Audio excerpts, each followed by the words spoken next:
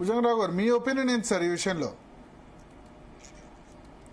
Mute తీసేసి మాట్లాడండి. మా బాధలు రిటైర్మెంట్ వాళ్ళవి పరిష్కారం కాలేదు. ఎక్కడేసిన గొంగలు అక్కడే ఉంది. నిన్న ప్రధాన ప్రతిపక్షం కూడా అసెంబ్లీలో బాగా ప్రభుత్వాన్ని నిలదీసి గట్టిగా మాట్లాడడం కూడా జరిగింది. 37 మంది చనిపోయారు. రిటైర్మెంట్ వాళ్లకు ఇవ్వాల్సిన డబ్బులు ఇవ్వడం న్యాయం అని చెప్పేసి ప్రధాన ప్రతిపక్షం కూడా అక్కడ ప్రజెంటేషన్ నేను చూశాను. తర్వాత జేఏసీ నాయకులు అడిగేది అడుగుతున్నారు, పోయేది పోతున్నారు, మాట్లాడేది మాట్లాడుతున్నారు. కానీ ప్రభుత్వం లోపల సీరియస్నెస్ అనేది క్రియేట్ కావడం లేదు. ఇప్పుడు 700 కోట్లు 1500 కోట్లు ప్రతి నెల అంటే మనం ఇప్పుడు మీరు చర్చ పెట్టబట్టే జీ న్యూస్ లో ఇది 4వ నెల 5వ నెల అంటే ఈ నెలకు 700 కోట్లు ఇచ్చినా కూడా రెగ్యులర్గా ఇచ్చుకుంటూ పోతే 3-3.5 వేల కోట్లు ఈ పాటికి కొంత రిలీఫ్ వచ్చేది.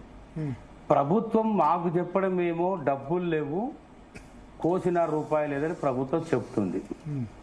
బర్డెన్ ఉన్నది, ఫైనాన్షియల్ బర్డెన్ ఉందనే మాట చెప్తుంది. నేను అడుగుతున్న ఒక రిటైర్డ్ బాధ్యత కలిగిన ఒక ఉపాధ్యాయ సంఘ పూర్వ అధ్యక్షునిగా నేను రిటైర్డ్ ఉన్నా కాబట్టి ఆ బాధలు ఏముంటాయి, ఆ ఇబ్బందులు ఏముంటాయి ప్రత్యక్షంగా అనుభవించినోని కాబట్టి ప్రభుత్వం చేయాల్సిన జల్సాలు పెట్టాల్సిన ఖర్చులు అన్నీ కూడా యథావిధిగా జరిగిపోతా ఉన్నాయి కదా.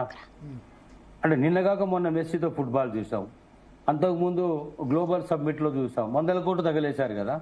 నేను అనేది ప్రభుత్వ పాలసీలు చేసి ఉండొచ్చు కాక వీటన్నింటికంటే టాప్ ప్రయారిటీ బేసిస్లో ఇందాక శ్రీనివాసరావు గారు చెప్పినట్లు రిటైర్డ్ వాళ్లకు రిలీఫ్ ఇవ్వడం కోసం వాళ్ళను బయటపడేయాల్సిన పరిస్థితి. మొదటి చర్చలకు పోయినప్పుడే ప్రభుత్వం ఒక బిస్కెట్ వేసిన మాట వాస్తవం. రిటైర్మెంట్ ఏజ్ రిలాక్సేషన్ ఏజ్ పెంచుతారట అని అన్నప్పుడు ఒకరిద్దరు దానికి సుముఖంగా లేకపోవచ్చు, కానీ దాదాపుగా నాయకత్వంలో ఉన్న వాళ్ళు 80-90% సుముఖంగానే ఉన్నారు. ఇది వాస్తవం. కాకుండా ప్రభుత్వం బిస్కెట్ ఎందుకు వేసిందంటే ఫైనాన్షియల్ బర్డెన్ నుంచి రిలీఫ్ తీసుకోవడానికి.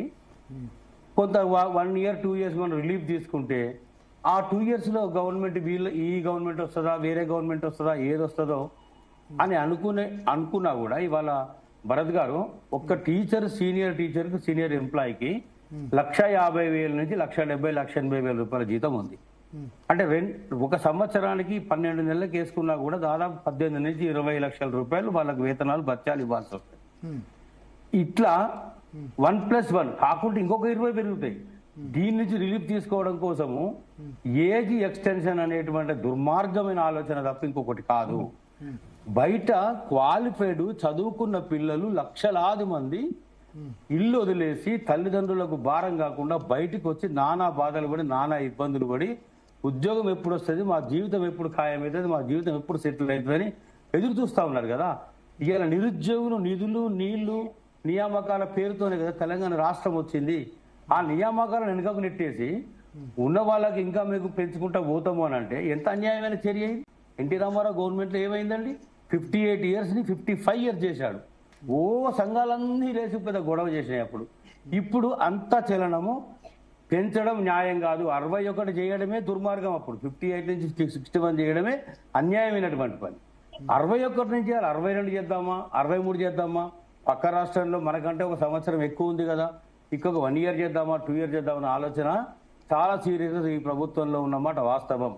కాకుంటే అసెస్మెంట్ ఎట్లా ఉంటుంది అనేటువంటి రీడింగ్ తీసుకున్నప్పుడు ఒక ఉప్పెన ఏర్పడే ప్రమాదం ఉంటుంది నిరుద్యోగుల నుంచి.